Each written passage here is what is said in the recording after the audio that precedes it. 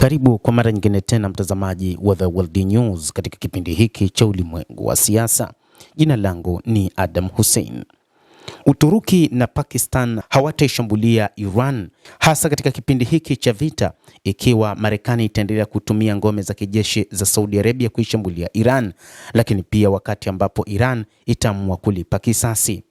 Uturuki imesema kwamba mkataba wa ulinzi wa Saudi Arabia na Pakistan unaakisi kifungu cha 5 cha NATO ambacho hakitalenga Iran hasa wakati huu wa vita kati ya Marekani na Iran, na endapo Marekani ambayo ina kambi nyingi za kijeshi katika Mashariki ya Kati itaamua kutumia kambi ya Saudi Arabia katika mashambulizi dhidi ya Iran, na ikiwa Iran itaamua kulipa kisasi, hakutakuwa na muungano wa kijeshi wa Pakistan na Saudi Arabia pamoja na Uturuki kuishambulia Iran.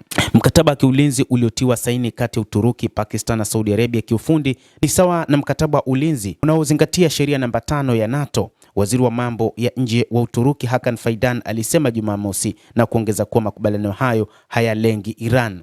Akizungumza na shirika la habari la serikali la Anadolu, Fidan alisema kamati ya mawaziri sawa na ile ndani ya NATO itaundwa kama sehemu ya muungano huo pamoja na sekretarieti kuu yenye makao yake Saudi Arabia.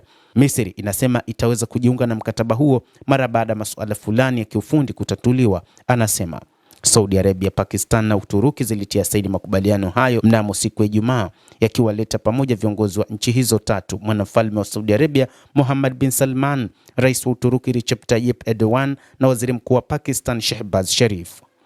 Mkataba huo unaeleza kwamba shambulio dhidi ya mmoja ni sawa na shambulio dhidi ya wote, lakini katika wakati huu wa vita kati ya Marekani na Iran ambavyo vinahusisha baadhi ya mataifa yaliyotia saini hiyo ikiwa ni pamoja na Saudi Arabia, hakutakuwa na mpango wa kuishambulia Iran kwa namna moja ama nyingine. Ikumbukwe mataifa mawili, yani Uturuki na Pakistan, yana uhusiano wa karibu sana na Iran, na kwa namna ya kipekee kuna namna yanapinga sera za Kimarekani katika Mashariki ya Kati.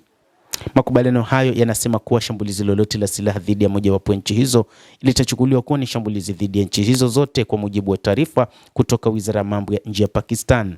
Msemaji wa Wizara ya Mambo ya Nje ya Pakistan alisisitiza kuwa licha ya mvutano katika Ghuba, ziara hiyo ina umuhimu ambao unapita zaidi ya mgogoro wa haraka na masuala ya muda mfupi.